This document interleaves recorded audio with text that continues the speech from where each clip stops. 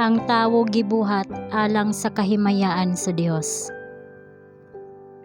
1 Corinto kapitulo 10 bersikulo 31. Busa kung mangaon kamo, kun manginom, kun bisan unsa ang inyong pagabuhaton, buhaton ninyo ang tanan alang sa himaya sa Dios. Gibuhat sa Dios ang tawo alang sa iyang kaugalingong himaya, aron human sa pagsulay ang tawhanong pamilya mahimong usa sa langitnong pamilya. Katuyuan sa Dios ang pagpuno pag-usab sa langit uban sa tawhanong pamilya, kung sila magpakita sa ilang kaugalingon nga masinugtanon sa iyang matagpulong. Si Adan kinahanglang sulayan aron makita kung siya ba magmasinugtanon sama sa maunungong mga manulunda o dili masinugtanon. Kung siya mobarog sa pagsulay, ang iyang instruksyon ngadto sa iyang mga anak mao lamang unta ang pagkamaunungon.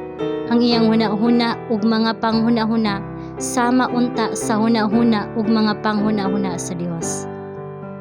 Gibuhat sa Dios si Adan sumala sa iyang kaugalingon nga kinaiya, putli ug matarong.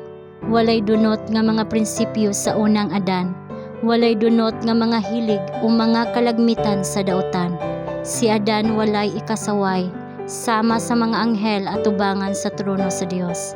Kini nga mga butang dili masaysay, apan daghang mga butang nga karon dili nato masabtan. Ang mahimo nga yano kung kita makakita, ingon nga kita gitan-aw ug mahibalo ingon nga kita nailhan. Kini natala sa balaan nga mga tawo sa karaan, nga ang Dios wala maulaw nga tawgon nga ilang Dios. Ang rason nga gihatag mao nga imbis nga maibog sa yutan-ong mga kabtangan o mangita og kalipay sa kalibutanon nga mga plano o mga pangandoy, ilang gibutang ang tanan nila sa altar sa Dios ug mihimo niini aron sa pagtukod sa iyang gingharian. Nagkinabuhi lamang sila alang sa himaya sa Dios ug nagpahayag sa dayag nga sila mga langyaw ug mga peregrino dinhi sa yuta. Nangita og mas maayong nasod nga mao ang langit nun. Ang ilang paggawi nagpahayag sa ilang pagtuo. Ang Dios makasalig kanila sa iyang kamatuoran ug makabiya sa kalibutanon, aron makadawat gikan kanila sa kahibalo sa iyang kabubuton. Apan sa unsang paagi nga ang nag-angkon nga katawan sa Dios karon nagmintinar sa dungog sa iyang ngalan.